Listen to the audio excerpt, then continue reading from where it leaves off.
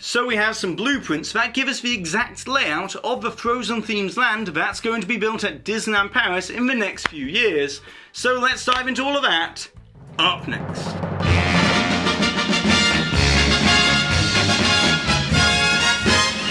This video is sponsored by Mickey Travels, a platinum level authorized Disney vacation planner which can take the hassle out of all of your vacation planning. So visit the link in the description box to get your free quote today. Hi there Waltoneers, I'm Jack and this is of course DSNY Newscast, and very quickly I just want to give you all a heads up that I'm going to be going away for the next 2 weeks, as I'm going to be going away with my family on holiday, and I'm also going to be going away to Disneyland Paris with my girlfriend, which I'm very much looking forward to. So there'll probably be some sort of live stream from Disneyland Paris in the next week, and there'll surely be some sort of vlog footage or DSNY Newscast from Disneyland Paris as well, so stay tuned for all of that. But in the meantime, if there's any major breaking Disney news, and I really do mean some major news, I'll probably come back and do a very short DSNY Newscast from wherever I am, just to keep you all in the loop. But don't worry, DSNY Newscast will be back in full the first week of March to cover everything to do with Mickey and Minnie's Runaway Railway and all of that great stuff. So with that being said, let's get straight into today's video. So back in February of 2018, it was announced that the Walt Disney Company was going to invest a monumental $2.5 billion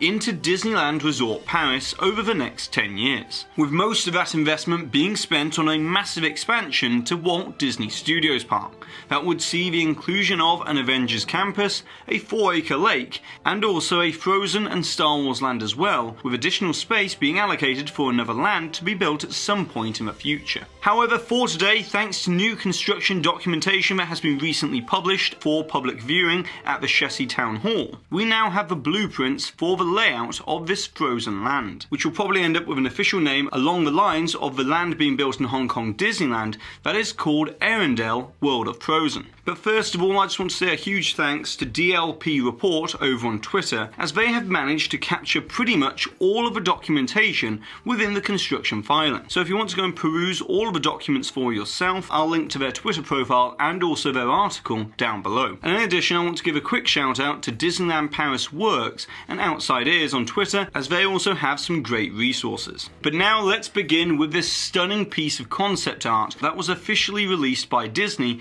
for the new land late last year. And as we can see, Walt Disney Imagineering is really thinking on a grand scale for the detailed theming and overall creation of this real-world Arendelle environment, as the addition of the Scandinavian town area along with the staggering North Mountain recreation is going to make it feel as if you really stepped foot into the Frozen movies. However, we can see here a much better representation of the overall size comparison of the Arendelle Castle compared to the forced perspective North Mountain rockwork, with it topping out at 134 feet tall, which, to put that into context with other castle icons, it will be nearly twice as tall as Sleeping Beauty Castle in Disneyland in California, and only a little bit shorter than that of the Sleeping Beauty Castle in Disneyland Paris. But the difference here is that this will also require a scope and scale of rockwork that will encompass the entire landscape, as the North Mountain will need to obscure any sightlines of the sizable show building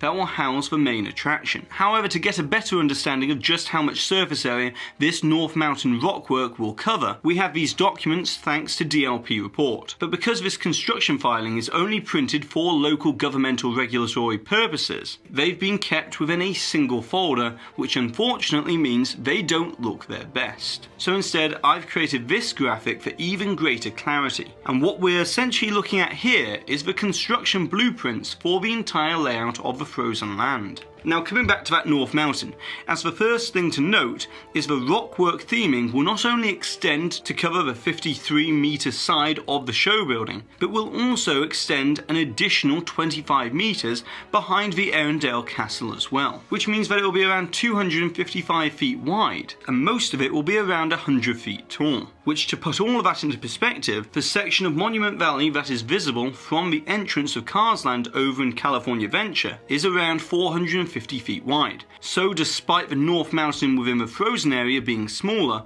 the height combined with the width of this Arendelle landscape will make it very impressive. However, if we now colour code this blueprint, we can see that this area here will be the 5,800 square metre show building for the boat ride attraction. That should be similar to Frozen Ever After, but importantly, it's not going to be a direct clone, as the size of the building is quite a bit larger than that of the building in the Norway Pavilion in Epcot. So we can expect it to share some of the same story, but with quite a few more show scenes and much larger show spaces, as is shown here in this side profile blueprint, that this ride will at least have 10 show scenes. So I would guess that this ride will probably include narrative threads from Frozen 2 as well. But then to enter this attraction, you'll actually go into this tall building here, as that directly corresponds to this section here within the blueprint. And then to the side of that, we have the Arendelle Castle. That will be an elaborate facade for an Anna, Elsa and Olaf meet and greet area. And the entrance to this meet and greet within the castle will actually see you go through this entrance here, which seems kind of odd that they would create an elaborate replica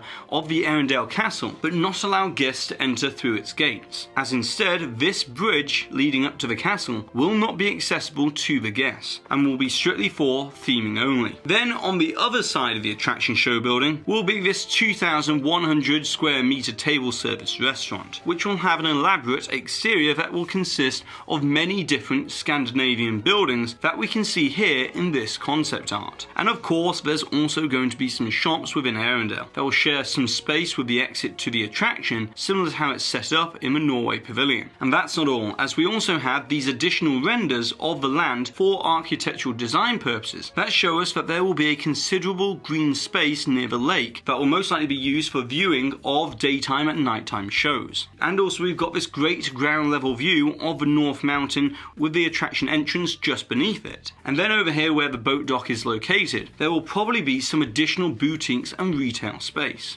So overall, you can tell that this Frozen themed land is shaping up to be fairly elaborate and highly detailed. However, you're probably wondering what the timeline for completion of the entire Walt Disney Studios park expansion is going to be. With the Avengers Campus set to open in 2021, the 4-acre lake to be complete by 2022, and then the Frozen Land is set to open by 2023, just ahead of the Paris Olympics in 2024, with Star Wars Galaxy's Edge to open shortly after. Which means over the coming years we're going to have plenty of development and construction to track, so stay tuned to DSNY Newscast for all of that. But now, it's over to you, the Waltoneers, as I would like to know, with that expansion pad around the lake at Walt Disney Studios Park, if you could bring any other land to that expansion pad, or even build an entirely new land based on a new IP, or something completely different altogether, then what would it be and why? And of course, don't forget to put the timestamp for where the hidden Mickey appeared somewhere in this video along with your suggestion or your comment